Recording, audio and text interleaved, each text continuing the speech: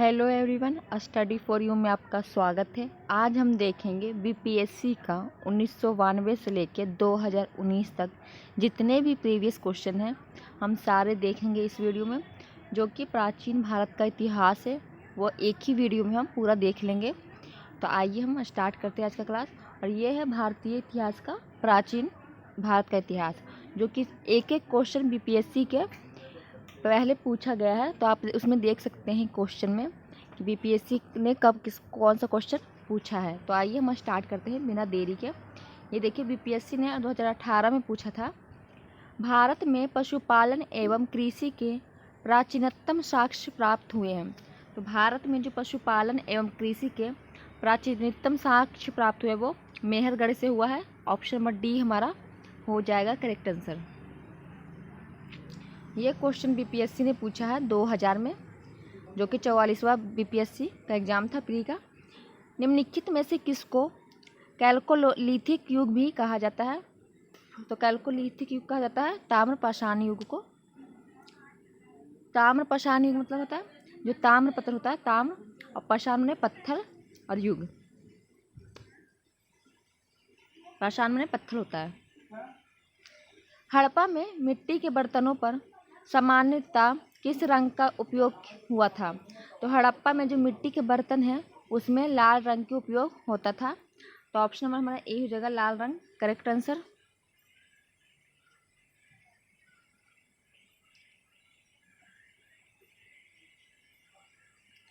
सिंधु सभ्यता निम्नलिखित में से किस युग में पड़ता है? जो सिंधु घाटी सभ्यता है वह आदि ऐतिहासिक काल में पड़ता है। तो ऑप्शन नंबर हमारा डी हो जाएगा करेक्ट आंसर। ये 2094 में पूछा गया है। 2094 में ई ऑप्शन नहीं होता था, इसलिए इसमें ई नहीं दिया हुआ। उस समय 4 ही ऑप्शन होते थे, अब 5 ऑप्शन देते हैं, जिसमें कि ऑप्शन ई डाल दिया गया है, जिनमें एक से अधिक या इनमें से कोई नहीं डाल दिया गया है। सिंधु घाटी सभ्यता की सबसे प्राचीनतम विशेषता क्या है? जो सिंधु घाटी सभ्यता की सबसे महत्वपूर्ण विशेषता क्या है? महत्वपूर्ण विशेषता यह है कि जब सिंधु घाटी सभ्यता थी उस समय भी पकी हुई ईंट से बनी हुई इमारत हमें मिली है। तो उस समय मतलब कि 2500 ईसा पूर्व पहले भी हमें पकी हुई ईंट से बनी हुई इमारत मिली थी। तो ऑप्शन नंबर ए हो जाएगा हमारा करेक्ट आंसर। देखिए, ये 2017 में पूछा गया है, इसलिए इसमें ई ऑप्शन दिया गया है। नेक्स्ट हमारा है, निम्नलिखित में से कौन सा एक हड़प्पा का बंदरगाह है? तो हड़प्पा का बंदरगाह हमारा, निम्नलिखित में से कौन सा एक हड़प्पा का बंदरगाह है? तो हड़प्पा का जो बंदरगाह था वह था लोथल। ऑप्शन नंबर बी हो जाएगा हमारा करेक्ट आंसर। वो एक्चुअली बैकग्राउंड से आवाज़ आ रही थी, इसलिए मैंने वीडियो पॉज कर दिया था। निम्नलिखित में से किस हड़प्पा कालीन स्थल से टेराकोटा का हल प्राप्त हुआ है? तो जो टेराकोटा का हल है वो प्राप्त हुआ है बनावली से। ऑप्शन नंबर बी हो जाएगा हमारा बनावली करेक्ट आंसर हो जाएगा। और ये पूछा कि देखिए, हर एग्जाम्स बीपीएससी का पूछा हुआ है, हर क्वेश्चन। निम्नलिखित में से कौन हड़प्पा और मोहनजोदड़ो के उत्खनन से संबंधित नहीं है? तो R D. Banerjee, K N. Dikshit, M S. Vats, ये सब मोहनजोदड़ो के उत्खनन से संबंधित है। वी.ए. स्मिथ है जो कि संबंधित नहीं है। तो ऑप्शन नंबर डी हो जाएगा हमारा करेक्ट आंसर।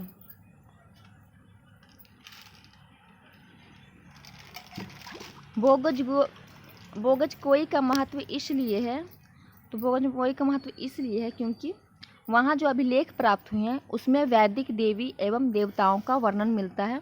तो इसलिए बोगज कोई का महत्व है, क्योंकि वहाँ जो अभिलेख हमें प्राप्त हुए हैं उनमें वैदिक देवी एवं देवताओं के वर्णन मिलते हैं। तो ऑप्शन नंबर हमारा ए हो जाएगा करेक्ट आंसर।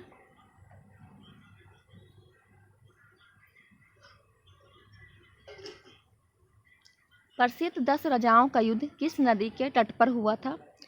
तो प्रसिद्ध 10 राजाओं का जो युद्ध हुआ था वो परूशनी नदी के किनारे हुआ था। ऑप्शन नंबर डी हो जाएगा हमारा राइट आंसर। रावी नदी को ही परूशनी नदी कहा गया है, तो ये ध्यान दीजिएगा।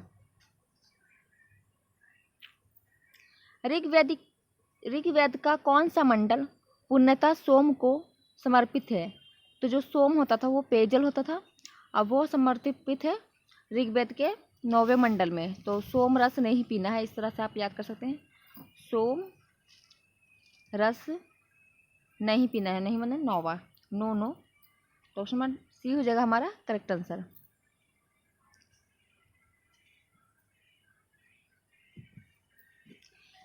ऋग्वेद संहिता का 9वां मंडल पुण्यता किसको समर्पित है?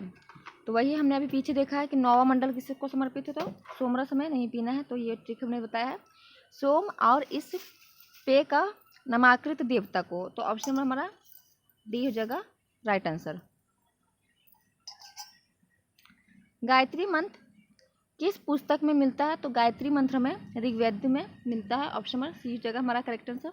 और ऋग्वेद है जो कि सबसे पुराना वेद है।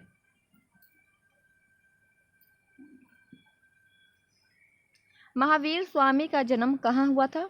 तो महावीर स्वामी का जन्म वैशाली के निकट कुंडग्राम में हुआ था। ऑप्शन नंबर ए हो जाएगा हमारा कुंडग्राम राइट आंसर। मृत्यु कहाँ हुई थी? तो पावापुरी में।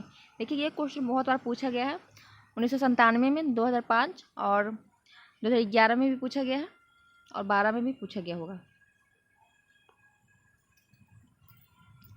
महावीर जैन की मृत्यु निम्नलिखित में से किस नगर में हुई है? तो महावीर जैन की मृत्यु पावापुरी में हुई है, अभी हमने बताया है। तो ऑप्शन नंबर सी पावापुरी हो जाएगा हमारा करेक्ट आंसर।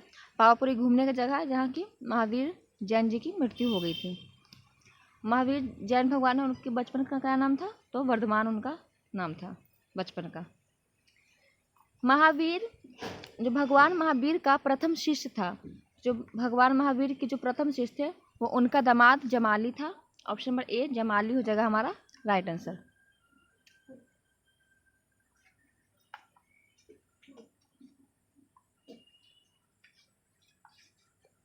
निम्नलिखित में से कौन सबसे पूर्वकालीन जैन ग्रंथ कहलाता है? तो सबसे जो पूर्वकालीन जैन ग्रंथ कहलाता है वो है हमारा 14 पूर्व हो जाएगा। ऑप्शन नंबर सी हो जाएगा हमारा करेक्ट आंसर। ये जैन ग्रंथ है।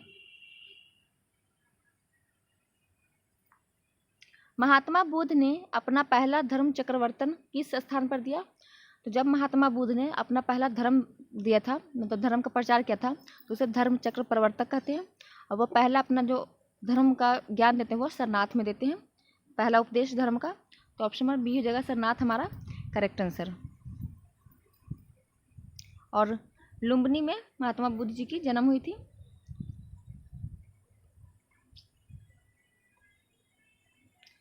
महात्मा बुद्ध का महापरिनिर्वाण कहाँ हुआ है? तो महापरिनिर्वाण मतलब महात्मा जी की मृत्यु हुई थी, उसे महापरिनिर्वाण कहा गया है। जो महात्मा बुद्ध का मृत्यु हुआ है या महापरिनिर्वाण हुआ है वह बोध गया में, लुम्बिनी में तो इनका जन्म हुआ है, बोध गया में इनको ज्ञान की प्राप्ति हुई और कुशीनगर में इनकी मृत्यु हो जाती है मल्लराज में। और कपिल वस्तु के लुम्बिनी में इनका जन्म होता है। तो कपिल वस्तु के लुम्बिनी में उनका जन्म हुआ था।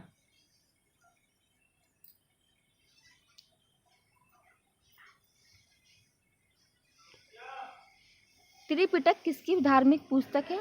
तो त्रिपिटक बौद्ध की धार्मिक पुस्तक है। इसमें 3 पिटक है, सुत्त पिटक, अभिधम पिटक और विनय पिटक।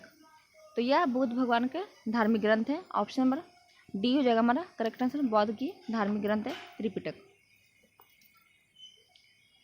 निम्नलिखित में से कौन सी बात बौद्ध तथा जैन धर्म में समान नहीं है? तो समान नहीं के बारे में बताना है। तो आत्मदहन है जो कि दोनों में समान नहीं है। आत्मदहन जैन में बताया गया है मतलब कि पुनर्जन्म के लिए, लेकिन जो महात्मा बुद्ध जी है वो मध्यम मार्ग अपनाए थे। उन्होंने मोक्ष के लिए नहीं, मध्यम मार्ग अपनाए थे मोक्ष के लिए, और आत्मदमन का जैन धर्म में अपनाए गए थे। तो अहिंसा, वेदों के प्रति उदारता, रीति व रिवाजों की अस्वीकृति, ये दोनों में समान थी। बोध गया में बोधि वृक्ष अपने वंश की इस पीढ़ी का है। जो अभी बोधि वृक्ष है वो किस वंश का है? वो पंचम वर्ष अभी है हमारा जो बोधि वृक्ष है। तो ऑप्शन नंबर सी हो जाएगा करेक्ट आंसर। बोधि वृक्ष का है तो बोध गया में है।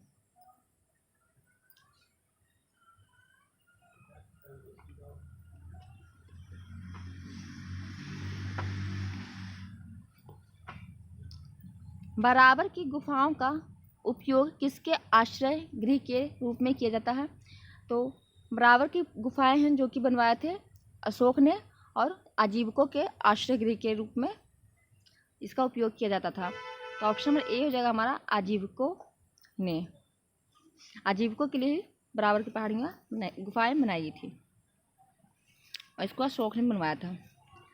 आजीवक संप्रदाय के संस्थापक थे, तो आजीवक संप्रदाय के संस्थापक कौन थे? तो मखली गोसाल थे। Option number C Makkhali Gosala हमारा करेक्ट आंसर हो जाएगा। पाटलिपुत्र के संस्थापक थे, तो पाटलिपुत्र के संस्थापक उदयन थे और इन्होंने पाटलिपुत्र को राजधानी बनाया था। पहले ग्रीवज या राजगीर उन्हीं का नाम था। ग्रीवज को राजगीर कहते हैं, तो ग्रीवज पहले नाम था, वो पहले राजधानी थी मगध की। फिर उदयन पाटलिपुत्र की स्थापना करते हैं और उसको ही अपना राजधानी बनाते हैं। और उदयन किस वंश से है? तो हर्यक वंश से है। नेक्स्ट हमारा है किस शासक द्वारा सर्वप्रथम पाटलिपुत्र का राजधानी के रूप में चयन किया गया था? तो हमने अभी बताया उदयन ने पाटलिपुत्र नगर बसाया और उसको राजधानी बनाया था। तो ऑप्शन नंबर सी हमारा हो जाएगा राइट आंसर। निम्नलिखित में से किस राजा ने पाटलिपुत्र बसाया? तो उदयन ने ही बसाया था, तो शिशुनाग बिंबिसार नहीं होगा। ये हमारा डी में हो जाएगा, option number D Udayan.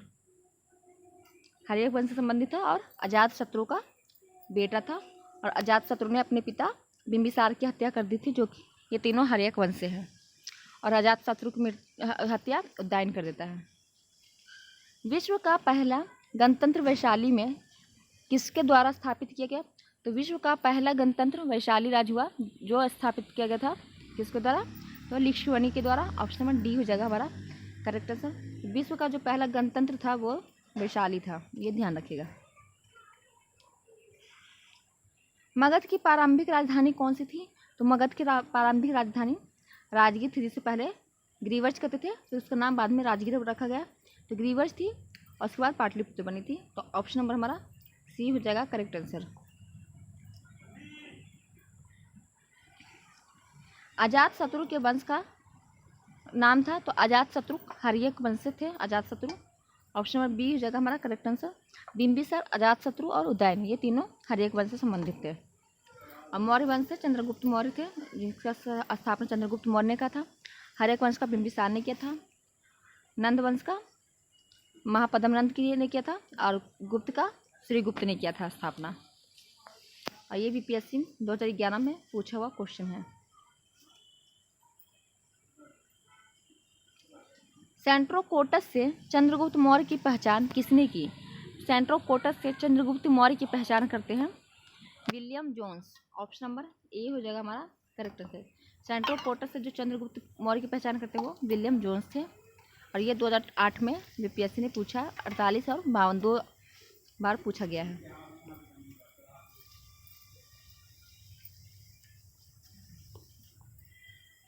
Brahmi लिपि को सर्वप्रथम किसने पढ़ा था? तो ब्राह्मी लिपि या खरोष्टी लिपि को पढ़ने वाले सबसे थे पहले जेम्स प्रिसेप थे। ऑप्शन नंबर सी डी हो जाएगा हमारा करेक्ट आंसर। जेम्स प्रिसेप या खरोष्टी लिपि और ब्राह्मी लिपि को सबसे पहले पढ़ने वाले थे।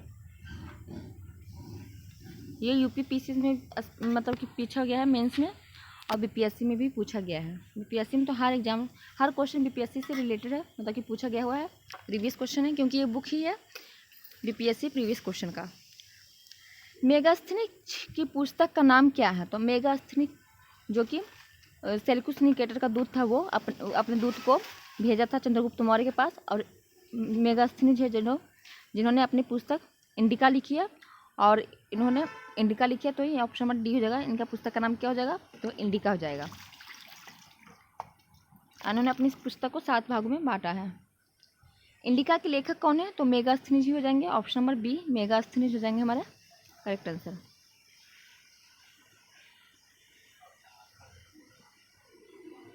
मेगास्थनीज दूत था, तो मेगास्थनीज दूत था किसका? सेल्यूकस निकेटर का, और सेल्यूकस निकेटर ने अपने दूत को चंद्रगुप्त मौर्य के पास भेजा था।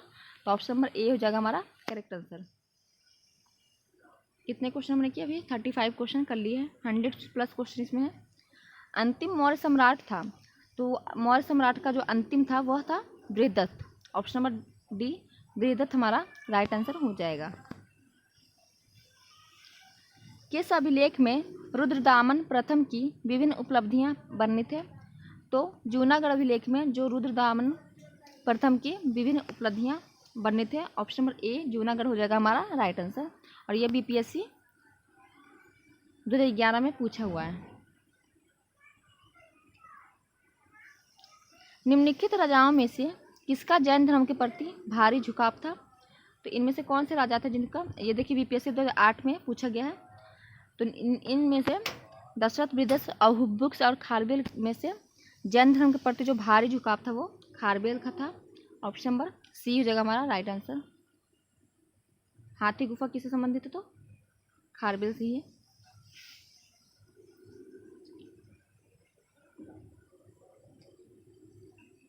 कलिंग नरेश खारवेल का संबंध था, जो खारवेल का संबंध था वो महामेघवाहन वंश से था। ऑप्शन नंबर ए हो जाएगा राइट आंसर।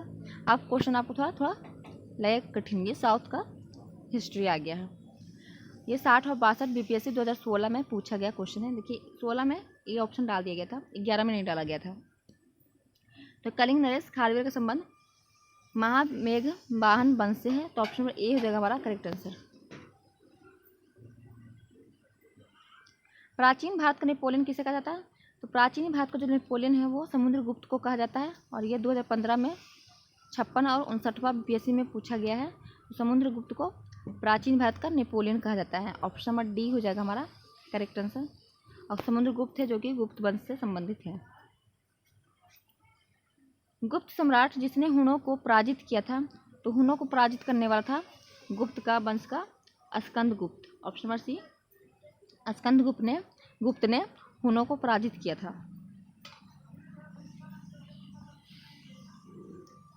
किस प्रकार की भूमि को आप्रहत कहा जाता था? बिना जोती हुई जंगली भूमि, सिंचित भूमि, और क्या ऑप्शन, घने जंगल वाली भूमि, या जोती हुई भूमि, या उपयुक्त में से कोई नहीं, या एक से अधिक। तो जो वो बिना जोती हुई भूमि थी उसे आप्रहत कहा जाता था। ऑप्शन नंबर ए हो जाएगा करेक्ट आंसर। चीनी यात्री सुंगयुंग ने भारत की यात्रा की थी। तो सुंगयुंग ने जो भारत की यात्रा की थी वो की थी 515 से लेकर 520 ईसा पूर्व। ऑप्शन नंबर ए हो जाएगा हमारा राइट आंसर। हर्षवर्धन के शासनकाल में चीनी यात्री ने भारत की यात्रा की थी। तो हर्षवर्धन के समय में जो आए थे वो थे हेनसांग। ऑप्शन नंबर बी हो जाएगा करेक्ट आंसर। जो फांसी हुई एक ट्रिक है, चीन में फांसी हुई ऐसे करके, चीन में फांसी हुई ये ट्रिक है।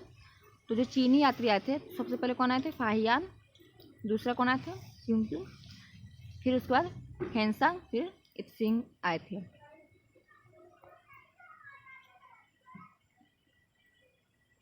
कल्हण की पुस्तक का नाम क्या है? तो कल्हण की पुस्तक है Rajatarangini. Option number D. Indica किसकी? मेगास्थनीज की। और अर्थशास्त्र किसने लिखा? तो चंद्रगुप्त मौर्य की जो प्रधानमंत्री थी कौटिल्य, उनका नाम विष्णुगुप्त, कौटिल्य और चाणक्य, 3 नाम था। तो उन्होंने अर्थशास्त्र की पुस्तक लिखी थी और इंडिका को मेगास्थनीज लिखा था। और कल्हण की पुस्तक है राजतरंगिणी, जिसमें कश्मीर के बारे में वर्णन किया गया है।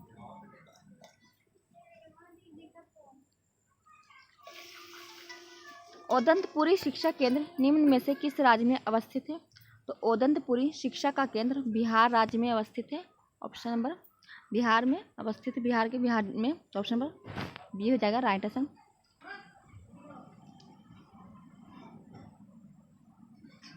कर्नाट वंश का संस्थापक कौन था? तो कर्नाटक वंश के संस्थापक थे न्यायदेव, आई थिंक, हाँ न्यायदेव थे। ऑप्शन नंबर ए हो जाएगा करेक्ट आंसर। ये सब देखिए क्वेश्चन इंपॉर्टेंट है। कर्नाट वंश का अंतिम शासक कौन था? तो कर्नाट वंश का जो अंतिम शासक था वो था Hari Singh. Option number A हो जाएगा हमारा करेक्ट आंसर, हरि सिंह। ये भी 60 और 62वां बीपीएससी प्री 2016 में पूछा गया क्वेश्चन है। किस काल में अछूत की अवधारणा स्पष्ट रूप से उद्घृत हुई थी? तो धर्मशास्त्र के समय में जो अछूत की अवधारणा है वो स्पष्ट रूप से उद्धृत हुई थी। ऑप्शन नंबर डी हो जाएगा हमारा करेक्ट आंसर। ये बीपीएससी 1994 में 39वां बीपीएससी में पूछा गया है। कनिष्क के शासनकाल में बौद्ध सभा किस नगर में आयोजित की गई थी? तो कनिष्क हो जाएगा, का से कश्मीर हो जाएगा। तो 4 बौद्ध संगीति हुई थी या बौद्ध सभा हुई थी, जिसका हम एक ट्रिक मेरा है रब पाक। पहला हुई थी राजगीर में, दूसरा वैशाली में, तीसरा पाटलिपुत्र में और चौथा कश्मीर में, कश्मीर के कुंडनवन में। और पास से पाटलिपुत्र हो जाएगा, वहाँ से वैशाली और राशि राजगीर। तो पहला जो बौद्ध सभा थी उसको आयोजित किसने किया था? अजातशत्रु ने किया था। जो वैशाली में हुई थी दूसरा, उसको कालाशोक ने आयोजित किया था। और तीसरा जो हुआ था पाटलिपुत्र में, उसको अशोक ने करवाया था। और चौथा जो हुआ था कश्मीर में या कुंडनवन में, उसको कनिष्क ने करवाया था। तो इसमें हमारा कनिष्क के बारे में पूछा, चौथी बौद्ध सभा जो कि कश्मीर में हुई थी और इसको आयोजित किया था कनिष्क ने। भगवान बुद्ध के महापरिनिर्वाण के बाद पहली बौद्ध संगीति हुई थी। जब महात्मा बुद्ध जी की मृत्यु होती है तो जो अजातशत्रु जी है वो राजगीर में पहली बौद्ध संगीति करवाते हैं। तो ऑप्शन नंबर ए हो जाएगा राइट आंसर। देखिए से पहली बौद्ध संगीति पूछिए तो वो ट्रिक आ गया ना काम, रब पाक। तो रा से राजगीर, वा से वैशाली, पास पाकिस्तान, का से कश्मीर। पहली पूछेगा तो राजगीर, ऑप्शन नंबर ए राजगीर हमारा करेक्ट आंसर हो जाएगा। यह 2018 में पूछा गया क्वेश्चन है। बौद्ध के जीवन में महत्वपूर्ण घटनाओं और उसके संबंध में 4 स्थानों का नीचे उल्लेख है। यह 2 स्तंभों में अंकित है। आपको इसका सुमेलन करना मतलब मिलान है। तो मिलान करते हैं। जो महात्मा बुद्ध का जन्म होता वो लुम्बिनी में हुआ था। पहला तो 3 हो जाएगा हमारा। ज्ञान प्राप्ति इनको बौद्ध गया में हुई थी, तो 3, 2। प्रथम प्रवचन उन्होंने दिया था जिसे धर्म प्रवर्तक करते हैं, वह सारनाथ में दिए थे मतलब कि 1। और इनका निधन होता है कुशीनगर में, तो 4। 3, 2, 1, 4 हमारा मिलान हो जाएगा। 3, 2, 1, 4। देखिए 3, 2, 1, 4 हमारा ऑप्शन नंबर सी में है, तो करेक्ट आंसर सी हो जाएगा।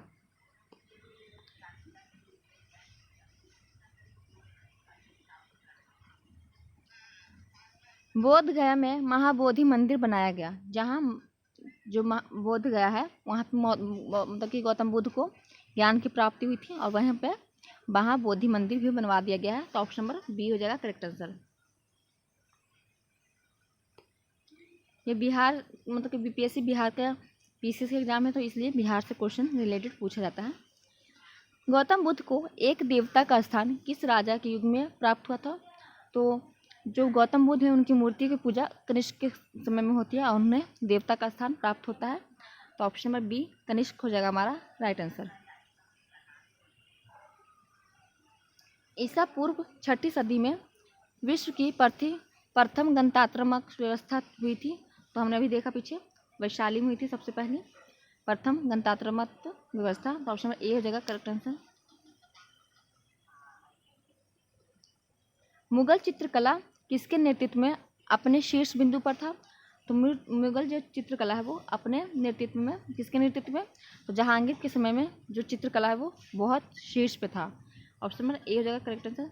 जहांगीर ऐसे चित्रकार थे जो कि वो कौन सा चित्र किसने बनाया, आँखें किसने बनाई है, उनका बाल किसने बनाया, वो आँखें और बाल देख के पहचान जाते थे कि ये जो चित्रकार है उन्होंने आँखें बनाई है और ये चित्रकार ने बाल बनाए हैं।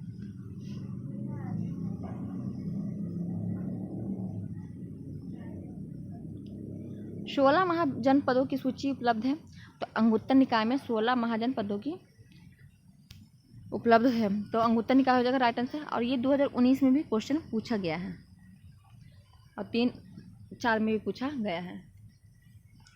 नालंदा विश्वविद्यालय की स्थापना का युग है। तो नालंदा विश्वविद्यालय की स्थापना गुप्त वंश के कुमार गुप्त करवाते हैं। तो ऑप्शन नंबर हमारा सी हो जाएगा राइट आंसर। गुप्त वंश के कुमार गुप्त ने नालंदा विश्वविद्यालय की स्थापना की थी और गुप्त वंश के जो संस्थापक है वो श्री गुप्त हैं। और मौर्य के चंद्रगुप्त मौर्य हैं और पाल वंश के गोपाल। नालंदा विश्वविद्यालय किस लिए विश्व प्रसिद्ध है? तो बौद्ध धर्म दर्शन के लिए। ऑप्शन नंबर सी हो जाएगा राइट आंसर। बौद्ध धर्म के प्रदर्शन के लिए उन्होंने या विश्व प्रसिद्ध है, वहाँ आप गए होंगे शायद नालंदा खंडर घूमने के लिए, अभी खंडर बन गया क्योंकि वहाँ जो बख्तियार काकी मतलब खिलजी जो कि उन्होंने वहाँ पे जला दिया था पूरा पुस्तकालय, मतलब पूरा नालंदा विश्वविद्यालय को आग लगा दी थी। 6 महीने तक वो विश्वविद्यालय जलता रहा, इतनी सारी उसमें किताबें थी। मध्यकालीन भारत में मनसबदारी व्यवस्था क्यों लागू क्यों की थी? मनसबदारी व्यवस्था क्यों थी? राजस्व एकत्रित करने हेतु नहीं, ऐसा कुछ नहीं है। इमरजेंसी में सैनिक प्रदान करने की थी, सैनिकों की सुगमता से भर्ती हेतु, हाँ ये हमारा हो सकता है। और देख लेते हैं ऑप्शन, इससे अच्छा बेहतर मिल जाए तो। धार्मिक सद्भाव की स्थापना तो नहीं, वो मनसबदारी होता था जैसे कि रैंक दिया जाता था, जैसे कि बीपीएससी या आईएएस का यूपीएससी में जो रैंक दिया जाता है, तो रैंक दिया जाता था मनसबदारी में, जिसकी जितनी ज़्यादा रैंक थी उसको उतना ज़्यादा पोस्ट मिला था। तो उसमें क्या था, जिसको रैंक दिया जाता था वो सैनिक वगैरह लड़ाई वगैरह में देते थे, तो उसमें हमारा ऑप्शन नंबर बी ही हो जाएगा, सैनिक को सुगमता बनाने के लिए मनसबदारी व्यवस्था थी। फिर से हमारा क्या आ गया, कथन आ गया। नीचे 2 वाक्य दिए हैं जिसमें एक कथन ए और दूसरा आर है, दोनों को ध्यानपूर्वक पढ़ें। ये है कि 12वीं शताब्दी के अंत तक नालंदा महाविद्यालय का पतन हो गया था। हाँ, तो नालंदा में 12वीं शताब्दी के अंत तक कह रहा ना, मतलब कि 1100 के आसपास, नहीं उसके बाद हुआ था। और देख लेते हैं ऑप्शन। जब मोहम्मद गौरी था तभी उसका पतन होता, तो मोहम्मद गौरी कब आते हैं, तो 1000 समथिंग में ही आते हैं ना। और देख लेते हैं, महाविद्यालय को राजकीय प्रशय मिलना बंद हो गया था, तो दोनों आई थिंक कथन होना चाहिए सही, क्योंकि मोहम्मद 1200 में तो गुलाम वंश जाता है और 1000 के आसपास मोहम्मद गौरी आते हैं, तो दोनों होना चाहिए सही है। दोनों सही, लेकिन एक दूसरे की व्याख्या नहीं करता। दोनों ए और आर सही है, परंतु ए की व्याख्या नहीं कर रहा, तो बी हमारा करेक्ट आंसर हो जाएगा। प्रथम मगध साम्राज्य का उत्कर्ष किस शताब्दी में हुआ था? जो प्रथम मगध साम्राज्य का उत्कर्ष हुआ था वो ईसा पूर्व 6ठी शताब्दी में हुआ था। ऑप्शन नंबर हमारा बी हो जाएगा करेक्ट आंसर।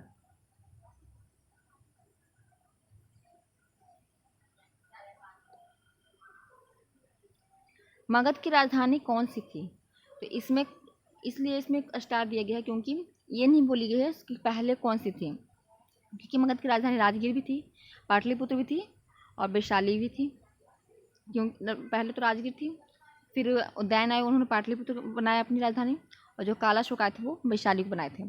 तो ये 2005 में पूछा गया है, इसमें ई ऑप्शन इसलिए नहीं था, तो ये ऑप्शन को मतलब कि लोगों ने इस पर आवाज़ उठाई कि नहीं आपने गलत क्वेश्चन पूछते हैं, इसलिए अब आयोग क्या करता है उसमें ई ऑप्शन देता है, ताकि कि आप एक से अधिक होगा तो आप ई मार सकते हैं और गलत भी होगा तो ई मार सकते हैं, जिससे कि कोई टेंशन ही नहीं है आयोग को, तो वो सारी टेंशन हमें आ रही है।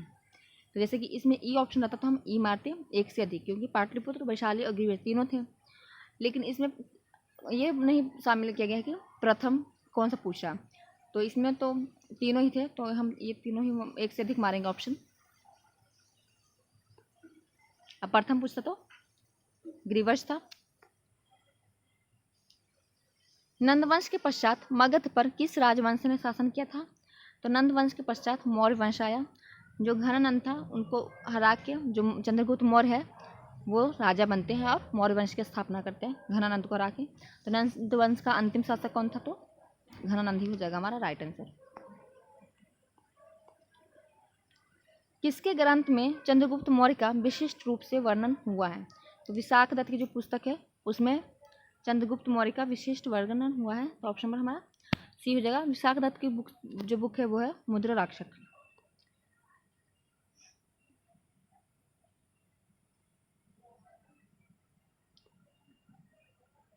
कहाँ पहुँच गया, ये पेज हमने देख लिया था ना, हाँ यहाँ पे। निम्नलिखित में से कौन सा मगध का राजा सिकंदर महान के समकालीन था? तो जब महान सिकंदर आए थे भारत, तो उस समय जो था मगध में वो धनानंद था, तो इसमें मगध में पूछा, तो मगध में धनानंद था, ऑप्शन नंबर बी हो जाएगा राइट आंसर। एकदम मगध में पूछा इसलिए क्योंकि उस समय चंद्रगुप्त मौर्य भी थे ही, लेकिन समकालीन पूछे तो, लेकिन मगध का जो राजा था वो धनानंद था। पाटलिपुत्र में स्थित चंद्रगुप्त का महल मुख्यतः बना था। जो पाटलिपुत्र में स्थित है चंद्रगुप्त का महल वो लकड़ी का बना हुआ था, ऑप्शन नंबर सी लकड़ी हो जाएगा हमारा करेक्ट आंसर। अष्टप्रधान का गठन किसने किया था? तो अष्टप्रधान का गठन क्या था? शिवाजी ने। ऑप्शन नंबर डी हो जाएगा, शिवाजी हमारा राइट आंसर। निम्नलिखित में से किस मौर्य राजा ने दक्कन की विजय प्राप्त की थी? तो दक्कन तक जो विजय प्राप्त की थी वो चंद्रगुप्त मौर्य हो जाएंगे। ऑप्शन नंबर बी हो जाएगा करेक्ट आंसर।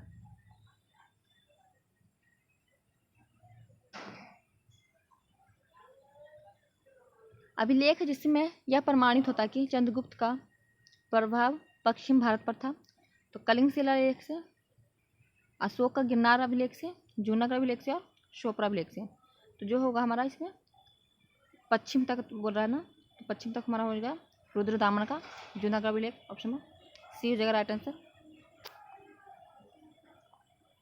नेक्स्ट हमारा है, निम्नलिखित में से कौन सा क्षेत्र अशोक के साम्राज्य में सम्मिलित नहीं था? तो अशोक के राज्य में जो सम्मिलित नहीं था वो श्रीलंका था, क्योंकि श्रीलंका में अशोक ने अपने बेटी और बेटी, संघमित्रा बेटी थी और बेटा महेंद्र था, दोनों को बौद्ध प्रचार के लिए श्रीलंका भेजा था, क्योंकि वहाँ दूसरा राजा था। तो ऑप्शन नंबर सी हो जाएगा राइट आंसर।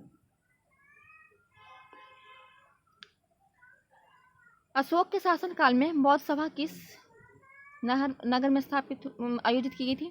तो मैंने बताया अभी आपको कि तीसरा बौद्ध संगीति कौन करता है? अशोक करवाता है। पहला अजातशत्रु, दूसरा कालाशोक, तीसरा अशोक और चौथा कनिष्क।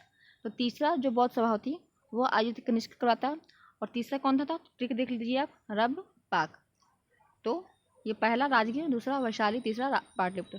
तो तीसरा कहाँ हो जाएगा अशोक के समय में? तो पाटलिपुत्र। ऑप्शन नंबर बी हो जाएगा राइट आंसर।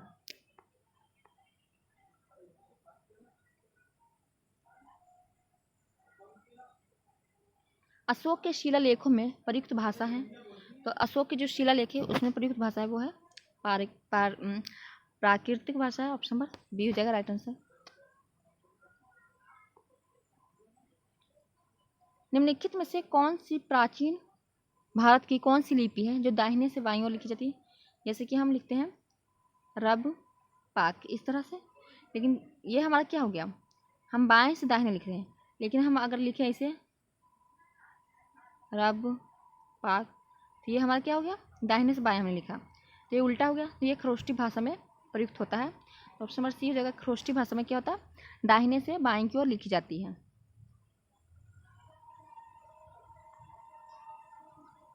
अशोक के धर्म का मूल संदेश क्या था? तो अशोक के जो धर्म का मूल संदेश था वो राजा के प्रति वफादारी, शांति एवं अहिंसा, बड़ों का सम्मान, धार्मिक सहनशीलता, सभी थे। तो ऑप्शन नंबर ई हो जाएगा एक से अधिक।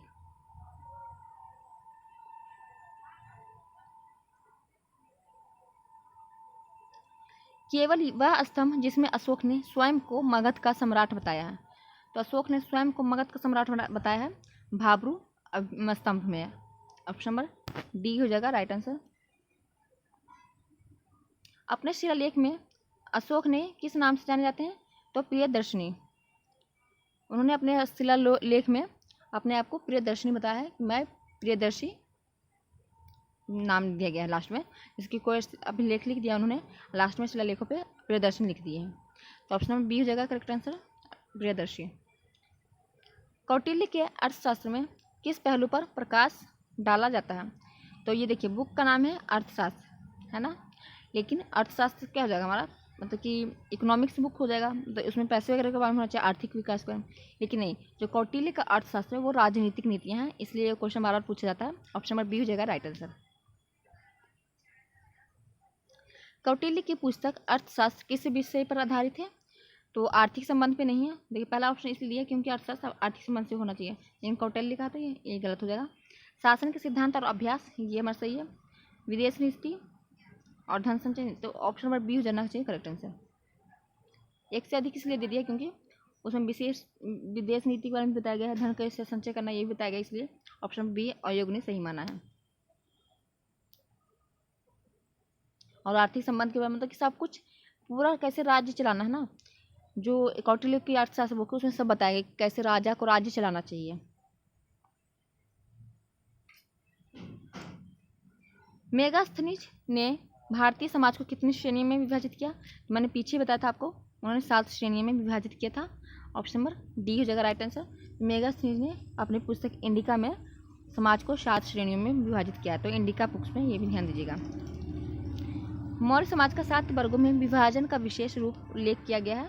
तो मेगास्थनीज की इंडिका में ऑप्शन नंबर डी हो जाएगा राइट आंसर। घुमा के वही क्वेश्चन को पूछ दिया है।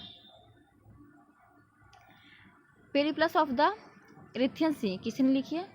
तो Periplus of the Erythraean sea option number E हो जाएगा हमारा राइट आंसर। इसका डेफिनेशन आप देख लीजिए। एक ग्रीक रोमन पेरिप्लस या रोमन मिस्र के बंदरगाहों, नेविगेशन और व्यापारों के अवसर को वर्णन करता है। इसे अलेक्जेंड्रिया के एक अनाम नाविक ने लिखा था। तो अलेक्जेंड्रिया के नाविक कहीं है नहीं ऑप्शन में, इसलिए इसको गलत माना गया, मतलब ई ऑप्शन माना गया। वह स्रोत जिसमें पाटलिपुत्र के प्रशासन का वर्णन उपलब्ध है। तो ये 2019 में भी क्वेश्चन पूछा हुआ है। तो ये हो जाएगा इंडिका। इंडिका में जो है प्रशासन का वर्णन किया गया है पाटलिपुत्र में। तो ऑप्शन नंबर सी हो जाएगा राइट आंसर। ये इसमें 2003 मतलब इसमें दिया हुआ है 2003 और 4, लेकिन जरूरी नहीं कि 3 और 4 ही में पूछेगा, उसके बाद ही पूछेगा, लेकिन उतना इस बुक्स में नहीं बताएगी कि कब पूछेगा, क्योंकि बहुत सा स्पेस ले लेता है। पाटलिपुत्र को किस शासक ने सर्वप्रथम अपनी राजधानी बनाई? तो पाटलिपुत्र को देखिए यहाँ उद्यान होता तो उद्यान होता सबसे पहले, लेकिन उद्यान ऑप्शन में नहीं है और इसमें ई भी ऑप्शन में नहीं था। तो इन चारों ऑप्शन में हमारा हो जाएगा चंद्रगुप्त मौर्य। चंद्रगुप्त मौर्य थे जो कि पाटलिपुत्र को अपनी राजधानी बनाते हैं। इनमें से किसने सर्वप्रथम पैमाने पर स्वर्ण मुद्रा का प्रचलन किया था? तो स्वर्ण मुद्रा का जो प्रचलन किया था सबसे पहले या बीमा कदफिसेस ने। ऑप्शन नंबर सी हो जाएगा राइट आंसर। और ये हमने बिहार दरोगा के प्रैक्टिस सेट में भी क्वेश्चन पढ़ा है। कला की गंधार शैली निम्न समय में फली फूली। तो कुषाण के समय में जो है गंधार शैली फली फूली। ऑप्शन नंबर ए हो जाएगा कि कुषाण राइट आंसर। और कुषाण वंश ही कनिष्क संबंधित है। शुंग वंश के बाद किस वंश ने भारत पर राज किया? तो कान वंश हो जाएगा। कान वंश ने शुंगवाद के बाद भारत पर राज किया था। राजा खारवेल का जुड़ा है। तो खारवेल का मैंने पीछे ही बताया आपको, जो राजा खारवेल है वो हाथी गुफा लेक से जुड़े हुए हैं। तो हाथी गुफा लेक के साथ ऑप्शन नंबर सी हो जाएगा राइट आंसर।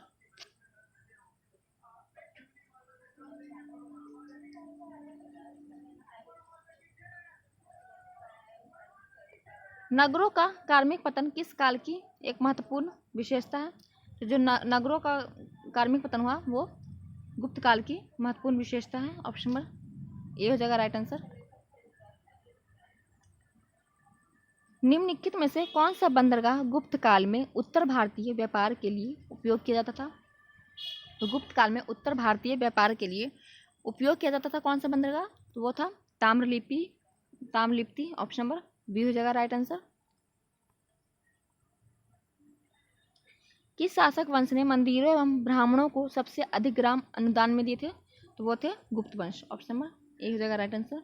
गुप्त वंशों ने मंदिरों एवं ब्राह्मणों को अधिक गांव अनुदान में दिए थे, मतलब कि दान कर दिए थे। गुप्त युग में भूमि राजस्व की दर क्या थी? तो उपज का 6वां भाग था, 1/6 थी क्या गुप्त युग में भूमि का राजस्व दर था। ऑप्शन नंबर बी हो जाएगा करेक्ट आंसर। भागवत संप्रदाय के विकास में किसकी देन अत्यधिक थी? तो भागवत संप्रदाय के विकास में सबसे ज़्यादा जो देन थी वो गुप्तों की थी। हमने पीछे भी अभी देखा। ऑप्शन नंबर डी हो जाएगा राइट आंसर। जो अनुदान गांव में ज़्यादा देते थे ब्राह्मणों और मंदिरों के लिए, तो वो गुप्त ही देते थे। इनमें से पहली बार यह व्याख्या की थी कि पृथ्वी की अपनी